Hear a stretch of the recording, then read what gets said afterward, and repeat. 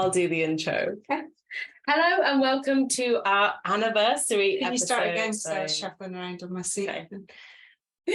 Welcome to the Anti-Diet Club podcast. We are recording our anniversary episode in person for those of you who are watching the video because Gillian's in Bristol. Yay! For a weekend. Yay! And I've got no kids here because my mum's taken them. So yay, double yay. So we thought we'd record our anniversary episode because it has been a year of the Anti-Diet Club podcast. So what better way to have an anniversary episode but to do it in person together. In person, and so that you can actually see our faces. Yeah.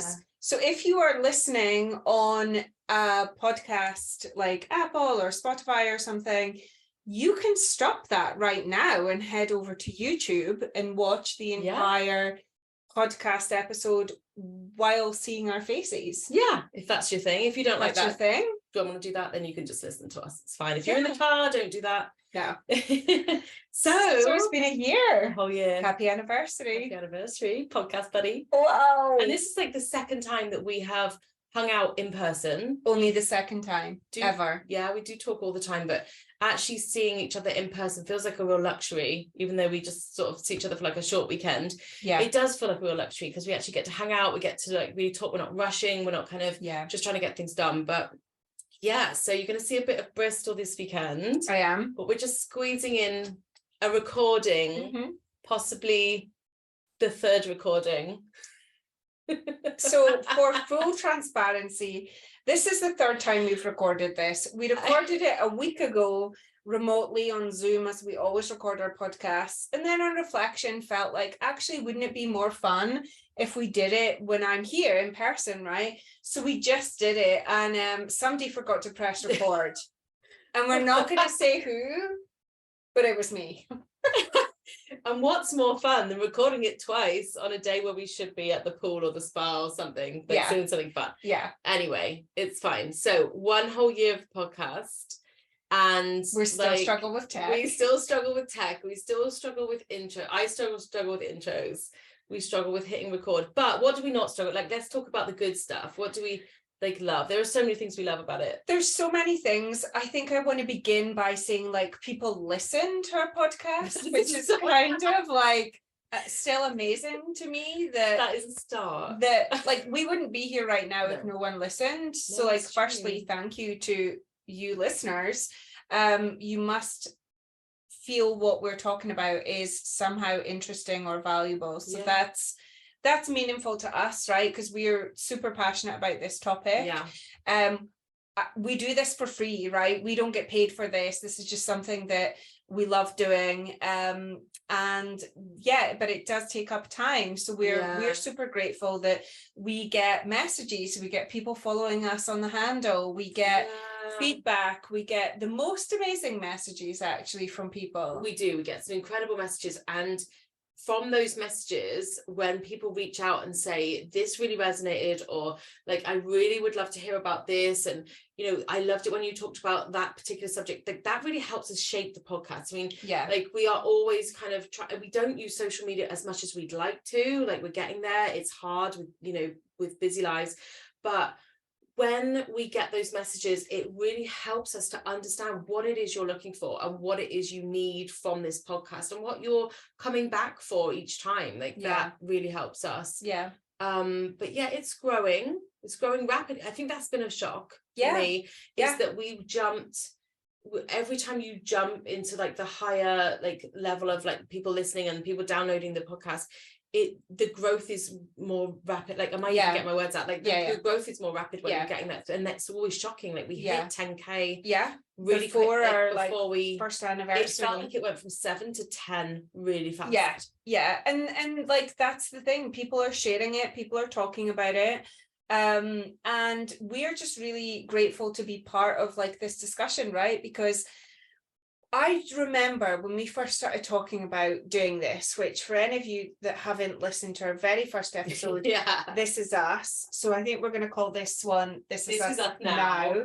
I was going to say didn't know what we were doing. We still don't know what we're doing, but we knew that we wanted to have discussions that we were already having between the two of us, onto a public platform so other people can feel like when people message us and say, I feel like I'm in the room talking to you, that's really what we wanted. Because when you're somebody who struggles with food and body and you are in amongst people who don't get it, people who are just like hell-bent on diet and hell-bent on shrinking, don't really want to have these discussions about what would it be like not to. We wanted to be the people that could like offer a bit of space and a bit of possibly education, but just an understanding so that you're not so lonely, right? Like I have learned on podcasts for many things that I'm feeling like I want to dip my toe in and understand a bit more, and then I want these people to be my friends. Yeah, absolutely. No, we did. We wanted it to be like, it felt like a kind of warm welcoming, because when we set it up, it was a year ago, so it was heading into like holiday season. Yeah, that's right. Halloween, Thanksgiving, Christmas. And when we started out and we had those conversations about food this time of year, and then the kind of like January diet culture, that felt, we wanted people to feel like we were there for them when maybe times it can hard. be a little bit lonely that time of year, especially if you're not dieting, because it's typically the time when people are either like, it's just a kind of funny time of year. They're either on it or off it, or they're talking about it a lot, or what they're going to do in January. All that starts now. And we were having those conversations, but some of the conversations we were having between ourselves were very much like, well, what do you think of this? Like, how do you think this affects that? And actually, when we kind of, now we're doing that for people, with people, but we wanted to have it so that it feels like this is like not a one-way conversation, so that it's not just us talking and, you know, reaching out. We wanted to kind of like create that, bring you in space, which is why we created the podcast handle, right? So that people can talk to us and we can create that engagement. So but it was like, I'm thinking back to like when we first started it, because there was a lot, that was a funny old time. I mean, there was a lot going on professionally and personally, right? So like professionally, when we first started the podcast, we like were so just in our heads about it. We were just like, we've got to, I mean, like perfectionist in recovery, right? Anyone who listens to this will know that. But I was just like, we've got to get this right. We can't like, we've got to be aware of our privilege. We're too like, you know, small, fat, you know, white, able-bodied, cisgendered women. Like we've got to not exclude people in marginalized bodies and marginalized identities, right? And we were so hung up on that, but that we were worried that we were getting it wrong. So like a few episodes we like recorded and re-recorded, and we just totally got in our heads. And I think now, testament to the fact that we can actually just press, when we remember, press record and like not have to edit any of this. This is just going to be like a whole run through. We're not going to edit it. And I think that's come from our confidence, right? Of just not overthinking it, knowing that there is a chance we're going to get it wrong. We're going to say the wrong thing. And actually that's okay. You don't learn unless you do it, right? And I say this to clients all the time with body stuff, right? You don't get confidence by standing on the sidelines and not doing it. People aren't necessarily born with confidence. You've got to do the scary thing in order to gain the confidence, and we've really had to practice that a lot. And then personally, my God, our lives have changed a lot. Like there was so much going on for you when we launched the podcast in October last year.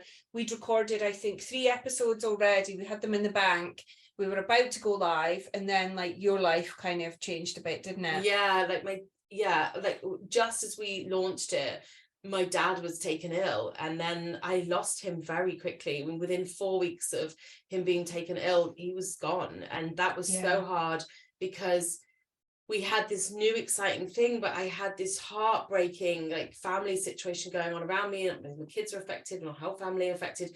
And that felt like I was torn in like 2 different places. So I was grateful that we had batched some early content, which we'd been advised to do, which was great advice.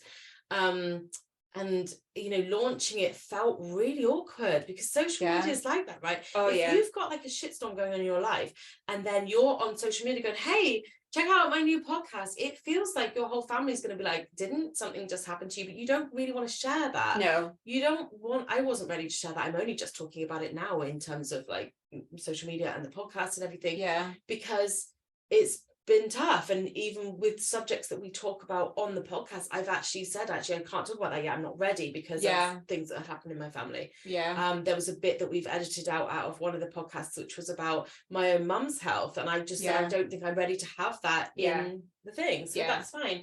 But so I had all that going on. We launched the podcast, but in the same breath as it being difficult, it was also giving me something that was consistent content that I was able to put out into the world. When my social media, I was like putting like the brakes on, and I wasn't working. I was driving up and down to my family's in my family in Devon, and I wasn't taking on a lot of new clients. I took a break. I took a break. And sensible, right? When you're going through that, like you've got to manage, you've got to be honest about what you can manage.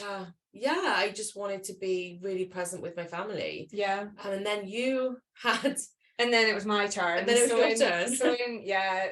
And again, something that only now, as we come into like almost November, right? It'll be November, I think, when this goes live. Almost a year later, that I'm now on the podcast and in different areas of my life talking about, and that's that I separated very amicably with my husband of 18 years. We were together for 23 years in January. So that's been it had a massive impact on obviously my personal life. I've moved. I now live alone, which has been an incredibly hard transition. Right.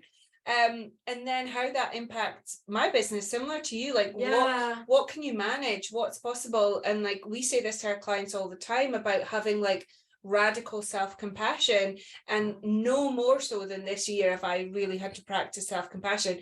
And I have absolutely not nailed it, right? Perfectionist. I don't need to nail it, but like I absolutely have done so much better than I would have done before. In terms of saying, okay, what in my business do I want to continue? And the podcast has absolutely been something that I find fun and enjoyable and easy, and I get to hang out with you, which like when we first started the podcast and we first met in the summer last year, it was like April time 2021. We were doing a course together with Isabel Fox and Duke, and we were the only people in the UK doing the training, right? And that's how we connected. And we like we vibed straight away, and we were having daily conversations, and we're like, we need to take this onto like a public platform. But we were like, we became fast friends, and then with all this stuff happening in our lives, it's like we don't talk as often as we used to, and you know, we've come out of lockdown and life's got busy again out in the world, but it means that once a week we get to hang out and we get to talk about what we love talking about, and that consistency has been really, really helpful while going through some difficult stuff. So there was no way I was stopping that podcast. I love to talk, right? So long term, like I talk about this a lot, long form content's my bag. I'm not really so much into social media because of the how small and quick, and what's the word I'm looking for, like it's like bite size, isn't it? It's not you, and I can't get to grips with that. So needless to say, social media took a backseat and is still strapped firmly to that backseat. I need to like revisit my relationship with it. But the podcast stayed, private coaching stayed. So I had a lot of one-to-one clients that I was so invested in and wanted to really show up for them, right? In a way that they deserve. But group coaching took a backseat. Like in 2021, I did like 4 groups. I started group coaching back in 2020. I love it for so many different reasons, but to hold that space for a lot of people, I would have about 8 people in each cohort, and takes a lot of energy, and it's once a week, every week for 8 weeks, and I did 4 of them. So I was like, I can't do that this year, and I've only just finished my only cohort that I've done this year of group. So it was a choice, but the podcast, it's fun and it's enjoyable, and it's not hard for me to do. And I get so much from it. So, and I think some of the conversations that we have with guests between ourselves are sometimes things that actually haven't come up before in coaching practice, or haven't come up as often, or like we're still exploring. So like, we are, thinking about so many of the guests that we've had where we've explored things that perhaps haven't kind of come into like my practice, at least. So that's been kind of fascinating. In terms of your practice, how would you say it's changed from when you began to now? Like, who typically are the kind of folks that you work with? Yeah, that's a good question. I think when I started, I was only really doing one-to-one. Group wasn't really right for me at the time. Like one-to-one was great. It was over like 3 to 6 months. I was like, being with clients like one-on-one for quite some time. And that was really, really great. But what I started doing was I started doing these like free webinars, which I still do because I love them so much. And I was doing like, when I was showing up, like there was so much energy in like that group setting. It was only for an hour, but it was just so much energy, able to ask questions. I found it was helping me develop like in my own like understanding of different things that were coming up. But also I just loved being in that situation, and I thought actually maybe I do have the capacity for group here to work with groups. And actually I think the way my life has changed, and the fact that I've got a young family and trying to structure my time, I am now doing groups. So it's gone from one-to-one to me kind of, I do still do one-to-one, but I'm now prioritizing group for the foreseeable, like versus what I'm doing. For your life, right? It works so well for my life. And also I love it because, like you say, there's so many people that they'll feel like they are the only person who has that struggle. And whilst there's stuff around their struggle that might be different to other people's, the actual crux of it is the same. There's so many similarities, and being able to people finding support within the group from each other as well as you as a coach, like, so that's become really important to me. I took a break when my dad passed, which is quite understandable, and then when I started reintroducing my free webinars and free sessions again, I just really enjoyed like meeting new people. It brings new people into the world of my work, and also people who might want to work with me, and also to the podcast, because quite often you're steering people to other resources where they can go and learn about a specific topic. And because we've got like 29 episodes now, so much of it that actually is relevant, and I use in my course. And I say, like, go and listen to this episode. It's not all about just listening to us in one voice. You have others too, but this material is helpful because we know we've covered it in the way that we want. But I mean, so much has changed, but I think what's not changed is that I am still enjoying it, and I'm enjoying growing with it. I think I'm now working mostly, I would say, with, not exclusively, but I do think I connect really well with mums, particularly mums of girls, because they're so ready to break that cycle of the patterns. And I think so many of my clients have had difficult experiences growing up with what their mothers the relationship their mothers had with their bodies, and what their mothers would say about their bodies and how they were treated. And that feels great to me because I have 2 kids and I have a young daughter, and whilst it's important for both my son and my daughter to learn about being like happy in their body and being like relaxed around food, it's also, I'm like learning alongside my clients, because like recently I was talking about my daughter being called fat at school, not in a good way, in a negative way, and having those experiences, like, and sharing that and having like connecting with my clients. So that's definitely been, it seems to be the people I work with. And it tends to be like, I've seen you grow so much, right, in the last like couple of years, from when we both did that sort of mentoring course with Isabel, and I've seen you get set much more into body image over the last sort of year, I would say. I think the course I did with Summer In was just like really changed so much for me in terms of understanding that yes, food is a big part of this work, but actually underneath it all, like, I'm so passionate about uncovering all that body image stuff that we have, because you know, honestly, if we didn't care what our bodies would look like, would we worry too much about what we ate? You know, this is the thing. Totally. What about you? Like, who are you kind of working with? I think when I first started out 4 years ago, and still do actually attract, I don't know what it is, but I reckon women who approach round about the 50, the big 50-year-old birthday, I guess it's a time when people really step back and reassess and reflect and think, how's this next chapter of my life going to look? So I feel like people who are either approaching 50 or 50 or just turned 50 seem to come to me.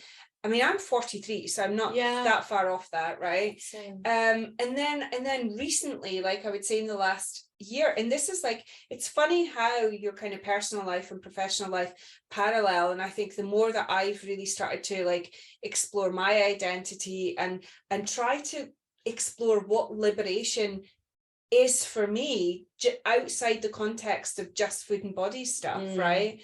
I definitely feel like I'm working with younger people. So I have like my youngest clients like 27, I think, right now. I mean, right through to like people in their 70s, but I've got young clients who are really influenced by social media, and queer folks as well. I think again, just because that's something that is really like something I'm exploring in my life, that that's the type of folks that are interested in working with me, and that's great too, because I learn so much from them as well, right? And you know, I was saying to you recently, we were having this discussion about how we learn from our clients, and like this is why we've loved having guests, right? Because there's so much that we don't have, like we don't have life experience of everything. It's very limited what our life experience is. So when we bring in guests, but even like I think of my clients as well, like Siobhan, who was one of my clients who came on and did a client story for us, who got a ADHD diagnosis while we were working together, and she really helped me understand, like, what does that mean, or what does that mean for her? Like, I don't have that experience, I don't really have that knowledge, and the intersection between eating patterns and eating behaviors and how we think about our body and ADHD is so new and unexplored generally, that I learn from my clients, or at least we unpack it together. Like, I've got great questions that I can put forward, and that's how we explore it and unpack. So but our guests too, like when we think of people that we've brought in, like, and people we want to bring in as well, like it's uncovering, we're learning, but it's also like uncovering our biases. Like we have never come onto this platform and been like, we're the experts at this. We're maybe further along than most people in terms of our own personal work or professional training, but my God, we've got so much to learn. But we have, like, and I feel like, you know, when you're sort of saying that you've seen differences in me, I've seen like a real change in you. And the main thing that I have seen a change in you is so much less of the perfectionist, like that perfectionist recovery is going well, because you're like, I'm like, oh, should we do this? And you're like, do it, let's do it. Like, like that. And I love that, because I find myself getting a bit perfectionist now, and I never really was. And you know, I think something that I've seen in both of us, and this harks back to in the beginning when we were like caught up in like, oh God, are we making sure every single group is seen and heard? We had, even back then, a real interest in social justice, but we were kind of afraid of it. And I think that's common. Like, a lot of people are afraid of stepping into that arena. I think we've both stepped into that a lot more firmly. And I think that goes hand in hand with the perfectionist thing, because we know we're going to get it wrong. We know that we've got a lot to learn, but you don't learn if you don't jump in and do it, right? And I would say that's reflected in my clients as well. I would say the majority of clients that I have are interested in social justice. They are interested in learning about the different systems of oppression that get us to, you know, into the positions that we are in terms of how we think about our body and how we relate with food. So it's you know, as we grow as people, we grow as coaches. Totally agree. I think we have like really grown. And as you were saying about the guests that we've had on, I mean, I know we joke about this because it's kind of cheesy, but we do get so excited about every single guest. Yeah, we do. Like, because we decide like who comes on. We actively kind of, you know, reach out to people, and we've never had a no from we've never had a no, which I mean we're gonna which get has been amazing, of course. Yeah, but I think people are so, this is what I love about this work, people are so willing to talk about it. Yeah. And so, you know, everybody who's in it is invested in dismantling diet culture, because we don't just kind of reach out to people who are like popular, or just people like, there's a reason, there's a topic, there's a something that they have, there's a specialist that they have, there's a specialist experience, maybe if it's a, you know, kind of real life story, I guess. Yeah, like there's something that they have that we know that other people will benefit from. It isn't a tick box exercise. It isn't about just getting the most popular people on. Who's been your favorite? Like, it's so annoying. I can't name your favorite, but it's gonna be more than one. Okay. So it's going to be like 100% Sam Fox, because we had a conversation about stuff that we haven't dived into. Yeah. And that hasn't come up in my practice. That just hasn't. So we were talking about sexuality, and also like discovering more about yourself through this work, and what isn't possible when you're stuck in like diet culture stuff. Yeah, and where curiosity leads to. That she explains stuff is just so refreshing. She's very much about long form content, talking to the camera. So as soon as I met her, I was like, we need to have her on, like, for so many reasons. That was incredible. And then I have loved doing, it's so hard. You love Asher. Asher Lamy, the Fat Doctor, like that was an incredible episode. And I feel like I have listened to every other podcast episode that they have done on other people's podcasts. So getting them on, I mean, that was just such a relaxed conversation. It was so informative. I absolutely loved it.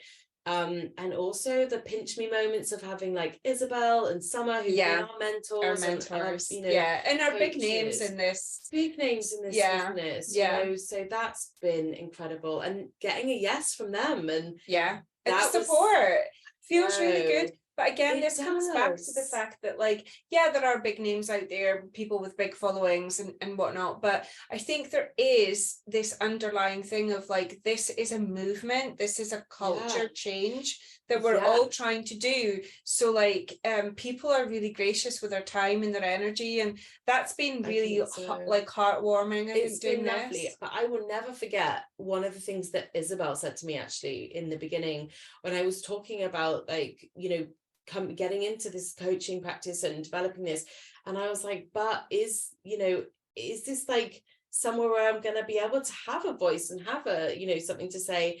And she said to me, we are understaffed. Diet culture is currently winning. We are understaffed. Come on, let's get together. We need to keep this moving. And I never forgot that. It was really lovely the way she put it.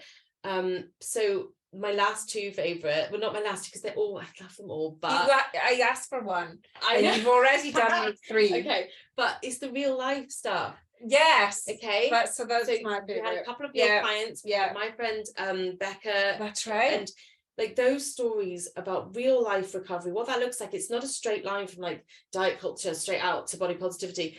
There is so much that kind of happens in between. And it was like just so refreshing. And also what I loved, especially about talking to Karen, because we made hers a 2-part. Oh my, so interesting. There was so much there. What I loved was how much she knows about us from this podcast.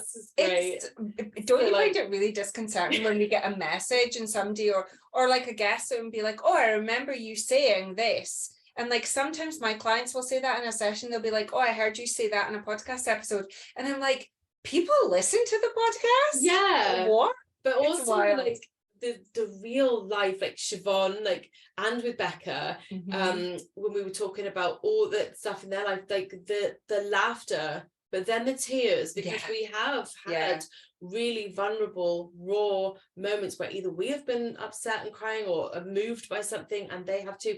And that just shows the power of this work. You can be laughing 1 minute and the next minute something 100%. Is like coming up for you and you're in tears. And it's just, but these conversations, I don't know about you, but you were the only person I have ever been having these conversations about, about this stuff with. And and then to have it on the podcast and have those conversations with and bring in more people, is just it's like, great. it feels like a dream, because, and that's going back to what we were saying in the beginning, that is the purpose, isn't it? We want you to feel like you're in the room with us, that you're chatting with us, that we are real people who have been through this and continue to dismantle our own bias and continue to grow in this work. And I'd say the client stories are definitely my favorite too. Like, I'm sure every coach or like therapist or counselor out there says this, but like, my clients are the best. My clients are the best too. They are the actual best because they are so inspirational. I'm in such awe of them from day one. It's like I don't mean this to sound patronizing. I hope it doesn't come across as patronizing, but like, they are not aware of their own brilliance. And I see their brilliance, so right? And I see it, and I'm like, I'm gonna hold this brilliance and this hope and this respect and all the value that you bring, and I'm going to hold it here, and when you're ready, you're going to hold it, right? Where I'm slowly going to pass it to you. Absolutely. You're going to build the skills and the tools so that you can then hold it and then raise it up fucking high, right? Like, it's the transformation of people, and it is over a long period of time. It's not a one session fixes all, right? It is a long period. I mean, you're similar. I work with folks over about 4 to 6 months, often longer, sometimes up to a year or so. And the relationship you build, you're right. Like Siobhan, classic, right? Tears 1 minute and laughing the next minute, and that's it. We bring our whole selves to this process. That was a great episode, actually, and Karen's too. And I think you're so right. I think quite often the thing that clients come in thinking is they're failing is what we're able to kind of then go back and show them that actually that's the very thing about you that makes you you, and also like how resourceful. Like, I think that's the one thing that comes out in so many client sessions is, you know, they think that like emotional eating, all that kind of stuff. I'm trying to think of all the topics that kind of come out, you know, kind of protecting themselves is like, you know, not having confidence and all that kind of stuff is a failing. And actually I see it as you being resourceful in, you know, protecting your energy, protecting your own feelings, like all that kind of stuff. It's resourceful. And like you'd say, when clients see that after a period of time, it's just incredible to see that transformation, and all the things they thought they could never get past, they pretty much always do. But we see it doesn't really end, does it? We see it in our practice every day, right? But to bring those transformations and those I mean, I'm even reluctant to use the word transformation, because again, it's like this whole diet culture thing of like, I'm a before and now I'm an after, and like that's all complete BS. But the shift in people, and like to bring those stories to the podcast is so meaningful, because you know, not everyone can you know, coaching isn't accessible to everyone. So to be able to kind of hear from people who have been through it, because I've said this before to you, sometimes I feel like people must listen to us and be like, oh, it's okay for you, like you're kind of like healed or recovered. And it's like, well, A, that's not a thing, but B, like, we are further along in the process. And sometimes I think people want to hear from and be in amongst, hence why group is so good, people who are on the path, like they're in the thick of it, they are doing the work. And that's what's great about bringing these stories in. And as you say, to like widen the community, because podcasting is a one directional way of communication. And we love to hear get your messages, your emails, your messages through Instagram, your comments. Like, we absolutely are here for that. That's why we're here. And in terms of like how we go forward, right, thinking about like, this is our 1 year anniversary, this is the last episode of season 3. When we get into season 4, like, what's that going to look like, what's it going to bring?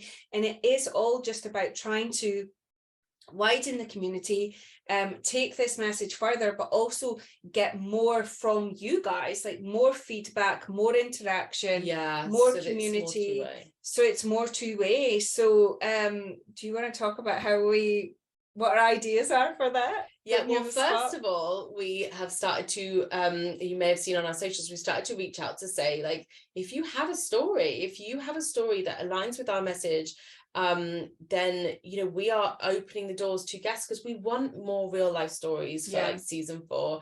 But on top of that, we're looking at getting some, you know, creating exclusive content, because everything we do, everything that happens, like all the editing and everything else like that, we do for the love of it. Like, it's out of our own pocket, it's out of our own time.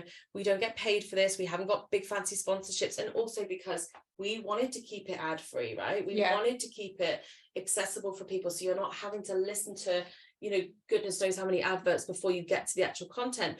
But at the same time, we want to be able to keep this going and keep this like fresh and, you know, investing in it. And so that's why we're exploring Patreon right now, with some like really exclusive content, which just feels really exciting. And the time is right, I think, now for us to start doing even more, because this whole year has been about, do we love it? Do we love it enough to keep going? Yes, we do. Can we do it? Can we be consistent, right? And we've proved very much that we can through all of it. Even winging it, we can be consistent. Even wing. I mean, we are like consistent at winging it. It's the only thing we're good at. But in terms of Patreon, like this idea of being able to produce more content that is essentially behind a paywall, it will be a very low and affordable paywall, but still behind a paywall. So it will be allow us to talk about things that are maybe, like, I want to suggest, like, maybe a bit more intimate than what we're comfortable talking about on a free public forum, like a podcast platform, right? So like, if we want to talk about like relationships, if we want to talk about families, if we want to talk about anything that feels like quite more private and personal, then that's a place that we're going to do it. It's also a place that we feel like we can answer your questions maybe a bit more directly, right? So like, we want to invite you, not right now, but once we get to it, invite you to bring to us your questions. So it's not just about themes or topics for a podcast, but like, in this situation, what would you do? Or this is my position, what do you think? Like, what would be helpful? And like, we, you know, we don't always have the answers, but we can talk about it, we can explore it with you. And if you have a question, I can tell you one thing from having done this for 4 years. If you come to the table with a question because you're struggling with something, I can tell you there's going to be at least 10, 20, 100, 300, 1,000 other people out there struggling with the same thing. So we really want to do Q&A. Really want to do that. At some point, we really want to do a book club. Oh, book club this has just been something we've been talking about for a while, because we both love reading. We both love, like, you know, Audible books or reading like proper books or Kindle books. Like, we're always talking about like books. You're always recommending stuff to me. We're always recommending stuff to our clients. We have like reading lists on both our courses, and books is just such a massive part of our life. We want to bring that eventually, but we just at the moment don't know what that looks like. And I think the last thing we want to do is create something that then we can't sustain. So we have to, we've got to work out what that looks like, but we're getting there. Bonus episodes and Q&As is like probably where we're going to begin. So watch out. We're, you know, if you don't follow us on Instagram already, please follow the Anti-Diet Club podcast on Instagram. Please leave us a review. If you've even just listened to one episode, if this is your only episode you've listened to, please leave us a review, because what that does is, it's not just about stroking our egos, as much as we love that. It's also about those stars and those reviews help our podcast reach more people, right? So that's what we're ultimately about. And we just really appreciate you all. Yeah, we do. We've had so many lovely messages, and like I said, this wouldn't have kept going had we not have had that lovely community right at the beginning, where people were reaching out saying that it was exactly what they needed and they were really enjoying it, and that has helped us keep going. It has. So happy here's 1 year anniversary. Happy 1 year anniversary. Take 3 of the anniversary episodes. Well, I think we nailed it. How else would we have done it? Like, it wouldn't be an episode if there wasn't like some bloopers, which we didn't even record. No. Thanks, guys, and we will see you on the next episode, season 4. Bye. Did we record it? Yeah, we did, because it says recording Yeah, in it the says top left recording. hand corner.